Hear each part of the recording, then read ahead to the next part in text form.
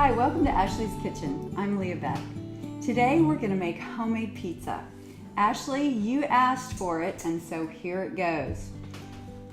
Over the last number of years, I've been trying to perfect homemade pizza, and I've made some improvements, I think, but one of the secrets for fairly quick homemade pizza, I think, is this. This is fabulous. This is pizza crust yeast, and you can't find it everywhere. One of the places I can usually find it is at Food Lion. So it's 3 packets. For our family, I usually make 2 packets, double batch, and it'll make 2 pizzas. So the recipe is on the back of one of these packets. So be careful you don't use that packet, throw it away, and then not know the recipe. So the recipe is on one of the little squares on the back. This is fabulous because what this does, it lets you make a homemade crust, but you don't have to let it rise forever and take all day just letting your dough rise. So I have together here in this bowl the ingredients for the dough for our pizza. So I'm stirring this around, and it's very simple ingredients. It's the yeast, some flour, some sugar, some oil, and unfortunately today I am low on olive oil. So I'm trying avocado oil. We'll just see if it works. And that's another thing that the more you cook, you learn to do substitutions, and sometimes they work and sometimes they may not. So we'll find out today. When you stir in the ingredients for your crust, the recipe tells you to start with a cup of flour, and you stir it in, and then you'll notice it's really stringy. So you begin to add more flour and stir that until it's a more doughy consistency. And you see this large bowl I'm using? This is my favorite bowl to do this crust in because I have discovered that I can stir together the dough in the bowl, and then I can knead it in the bowl. If you've ever made bread or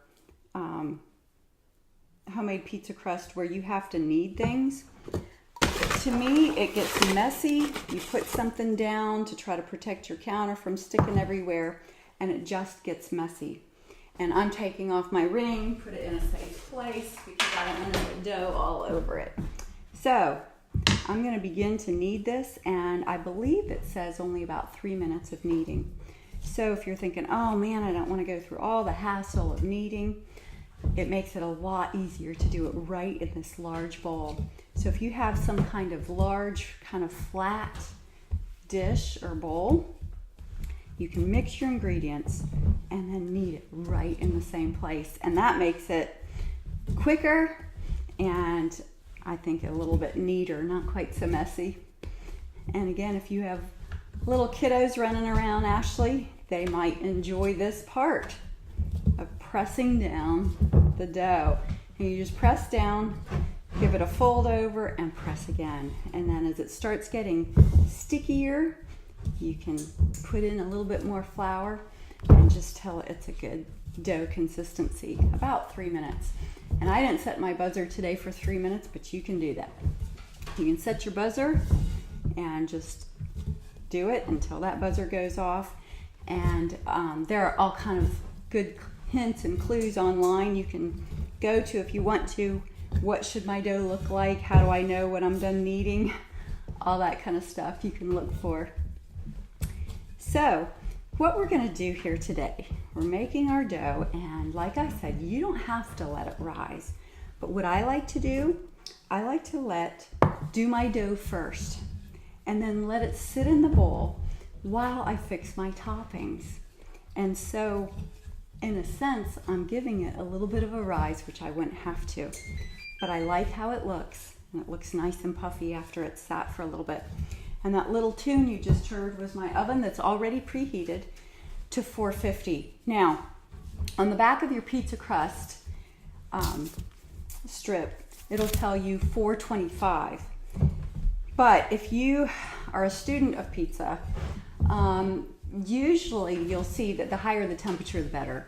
So you could have gone up to 500, but I just chose 450.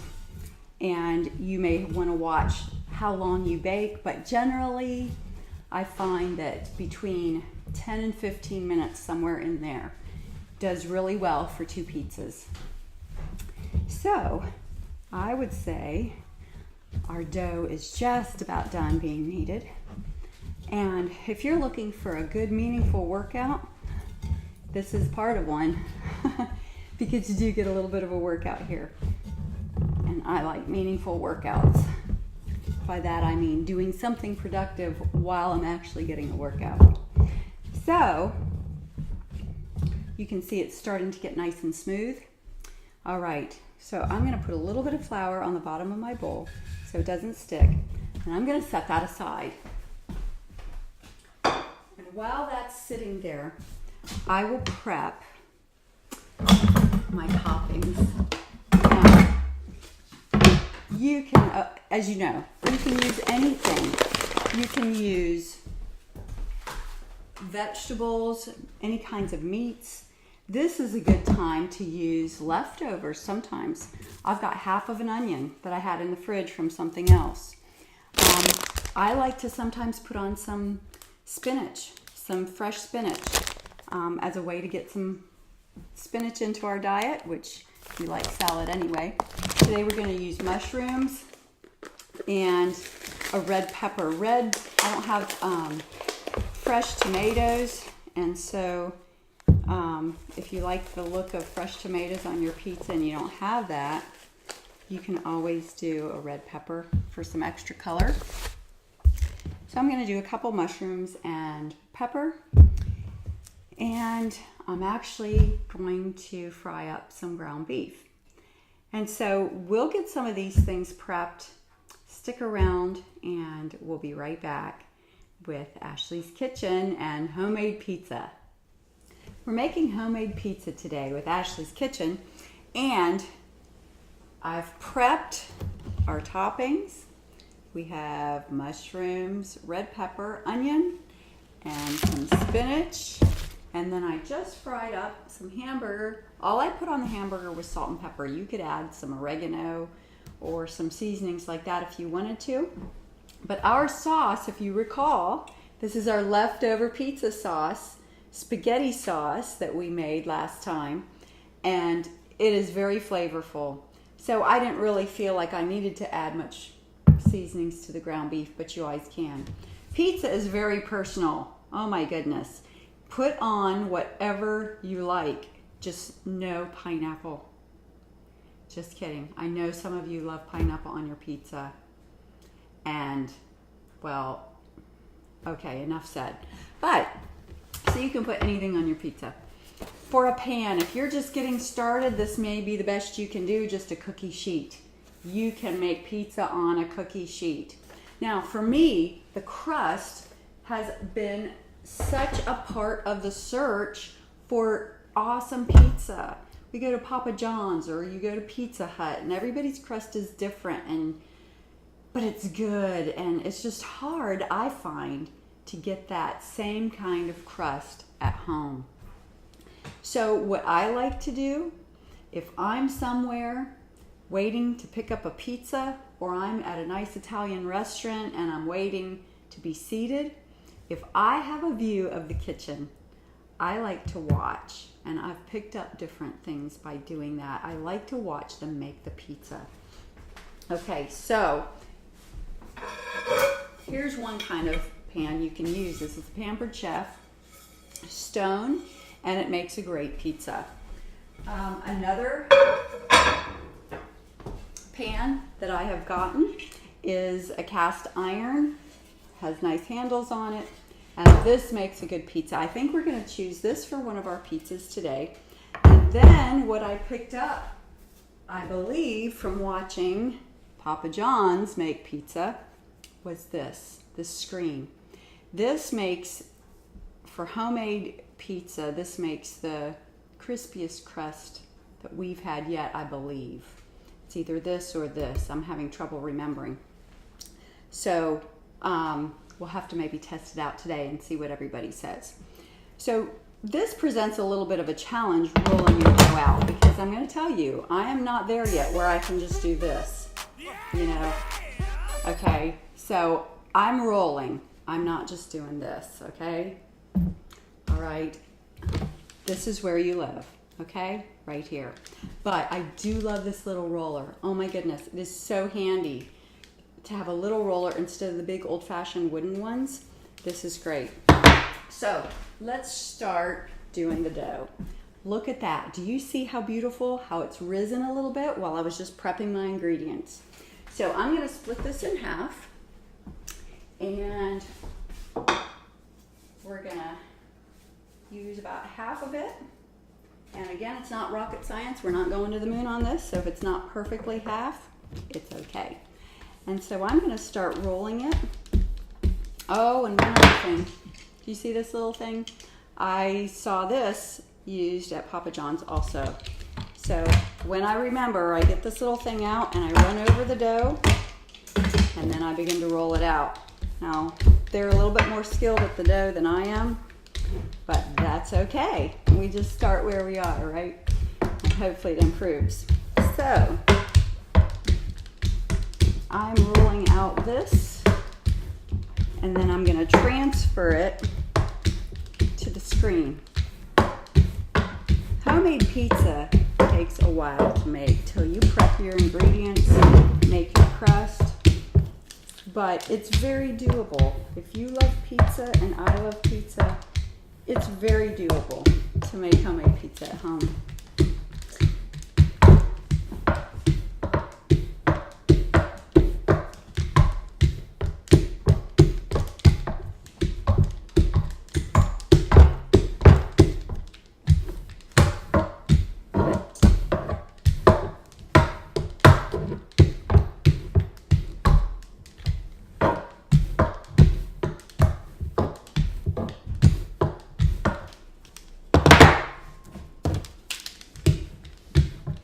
Okay, we've got our pizza rolled out, our dough, and I'm going to fold it in half and bring it over to my screen like that, and unfold it, and it shrinks up a little bit, but you kind of just pull it out to the edge. And wow, look at that. Okay, there's our first crust rolled out, and let's get the next one. And we'll run over it with this again. Flip it over. And start rolling our second crust.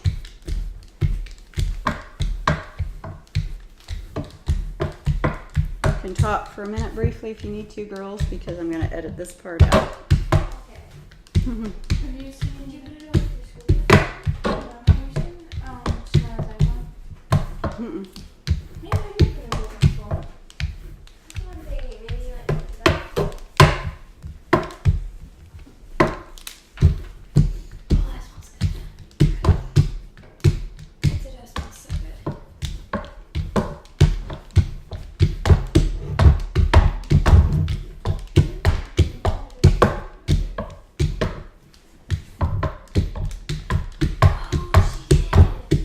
Should I go with her?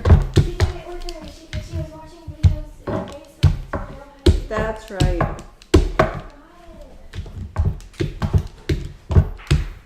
Okay, I'm going to start filming again soon.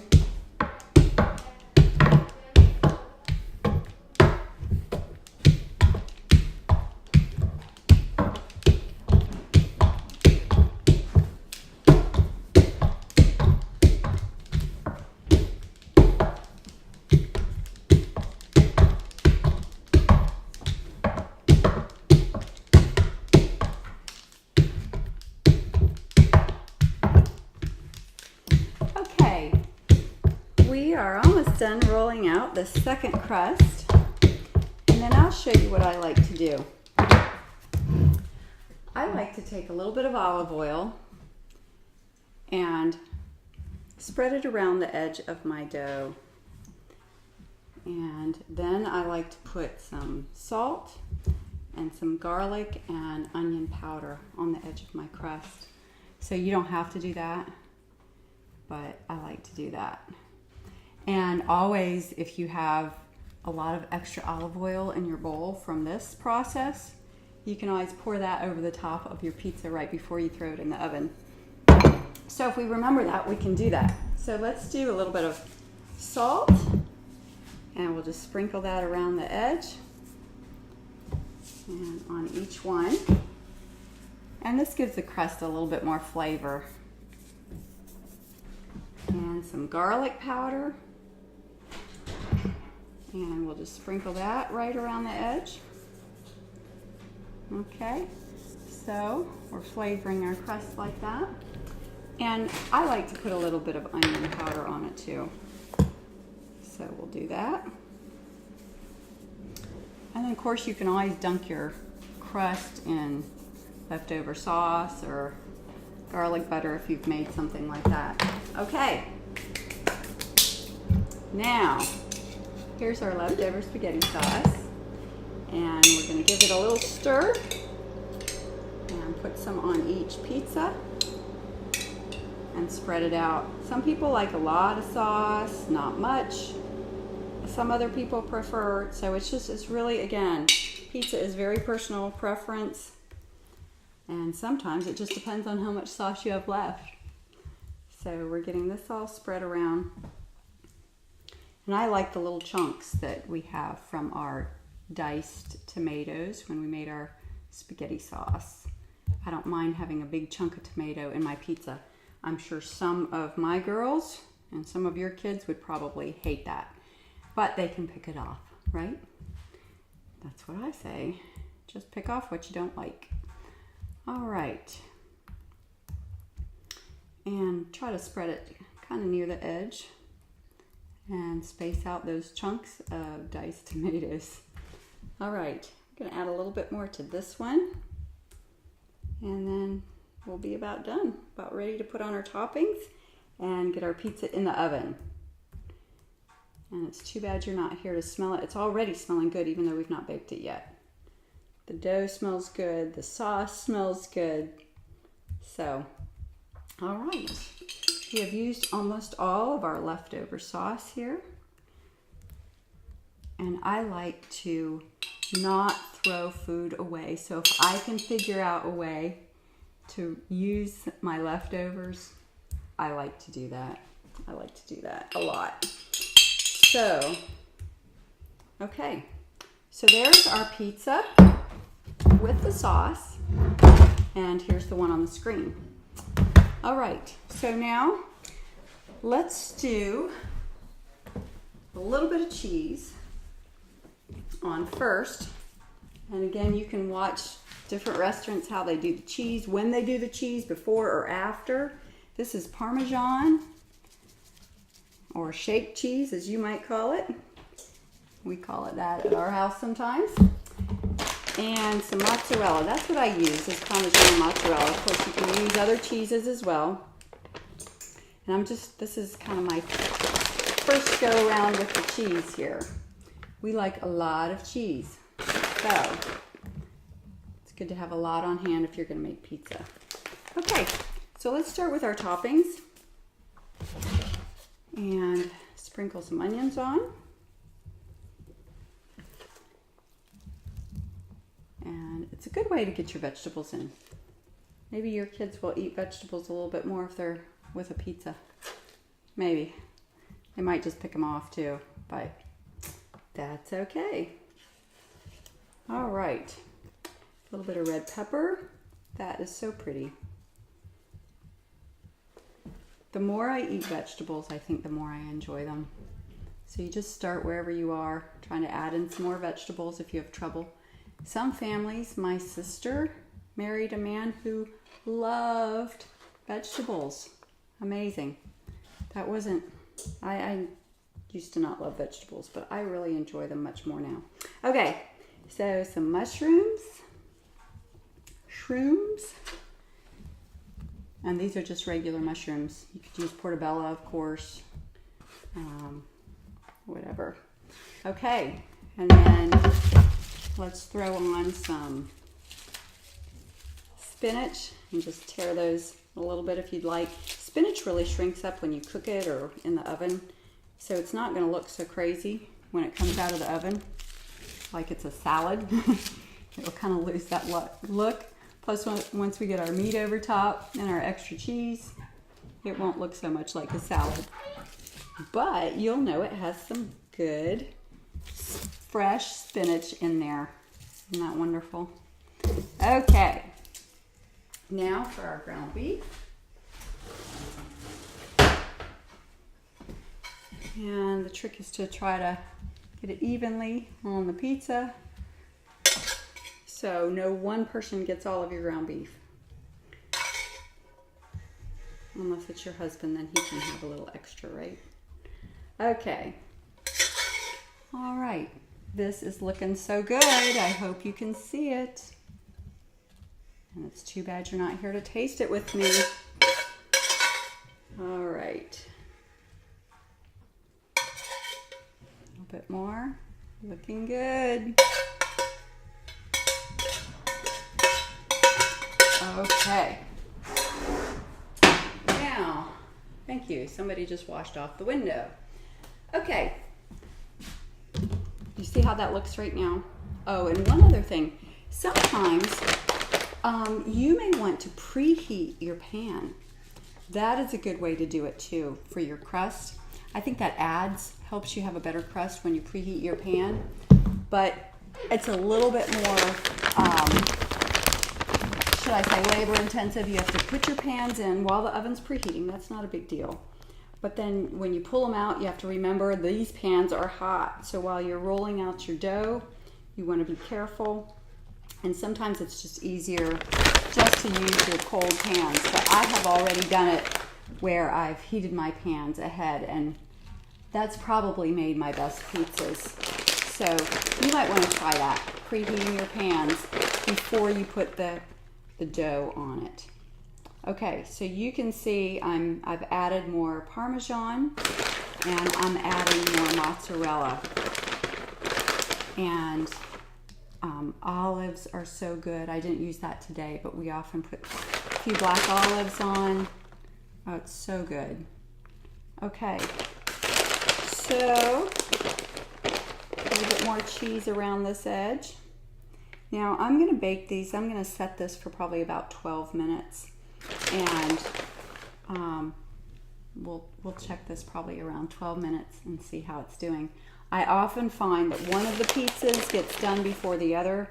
I'm sure it's because I have to put them on separate shelves, but I try to kind of stagger them, if you know what I mean, so that one pizza isn't completely over top of the other. I kind of stagger them like this, but still they don't get baked quite evenly. So often one is done a little bit before the other. But let's go ahead and stick these in the oven and check them out in about 12 minutes. Our pizza is almost ready to check at the 12-minute mark. So we'll see how it's doing. And then we'll see if it needs to stay in a little bit longer or not. Okay. Well, I think, let's see.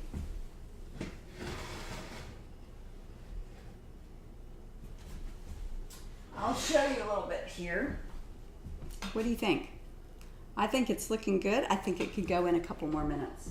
So, and the one on the bottom, the one that gets kind of a little bit overshadowed, I think it could stand to go in a little bit more. So I'm going to set it for 3 more minutes and then we'll just call it done. So don't go away, we'll be right back. Our pizza should be done. We've set it for 3 minutes longer, and so let's take a look.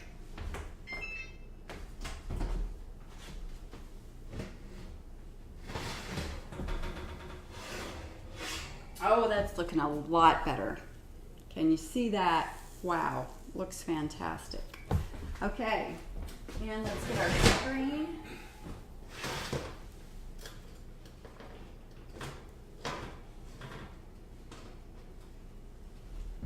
You can see the screen is on the one side that where it was kind of covered by the other pizza. It's not done as well, but it's a little little browner crust on the other side. So we could put this back in, or we could just go ahead and eat it. It'll be fine. So remember your pizza yeast and your leftover spaghetti sauce makes a great pizza. Now let's check the crust a little bit. Now I have to tell you something else. I was pretty much out of regular flour, so today I used self-rising flour. And so I think our dough is a little bit thicker today. Yeah, and that crust on the screen is nice. It's a little bit, it's crispier. So if you like a crispier crust, I would suggest buying a couple of those screens, and you can buy them on Amazon very easily. This is a nice thick crust. Can you see this? Wow, that's really nice. So they're different in terms of the crust, but they're both going to be a great pizza. So I hope you have great success trying out your homemade pizza. Thanks for tuning in.